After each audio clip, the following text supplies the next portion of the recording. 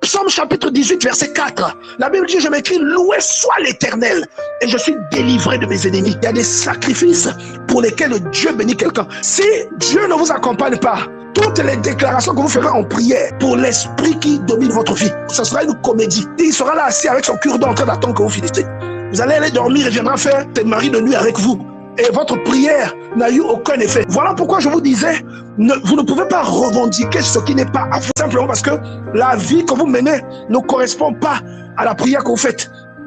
Il n'y a aucune puissance qui vous accompagne. Il n'y a aucune énergie qui vous accompagne. David dit quoi? Je m'écris seulement, loué soit l'Éternel. Je suis délivré de mes ennemis. Il y a des sacrifices pour lesquels Dieu bénit quelqu'un. Ce monsieur n'a pas fait une veille de prière. Ce monsieur n'a pas fait un jeûne de 21 jours. Ce monsieur n'a pas fait une intercession. Ce monsieur a loué. Il a dit loué soit l'Éternel. Il s'est mis à louer. La simple louange coupe les chaînes. La simple louange t'extrait du bourbier dans lequel tu te trouvais. Tu dois avoir une attitude de louange.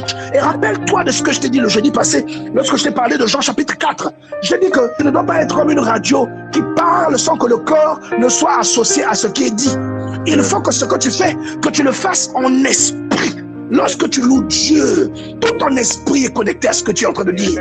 Ton cœur est connecté aux paroles que tu es en train de sortir. Lorsque tu loues tellement, tu es connecté et tu as même des larmes, tu as la conviction de ce que tu es en train de déclarer. Le sacrifice ne reste jamais vain.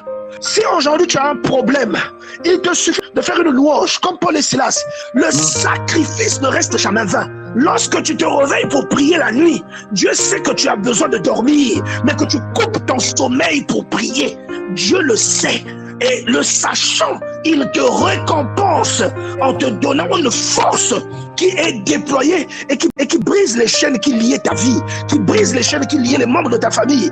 Il prend en compte le sacrifice que tu fais, le fait que tu te prives du sommeil. Dieu sait que tu es un être humain, tu as un organisme, tu as besoin de te reposer. Et là, j'en reviens à ce que le frère Joss disait tout à l'heure, en disant oui, vraiment, il y a la volonté et que la personne se dispose. Je dis, le Seigneur voit les sacrifices, non pas parce que nous attendons quelque chose de sa part, mais parce que nous avons atteint un point où nous avons tellement de zèle pour le Seigneur que tout ce que nous faisons doit être fait pour lui et pour sa gloire.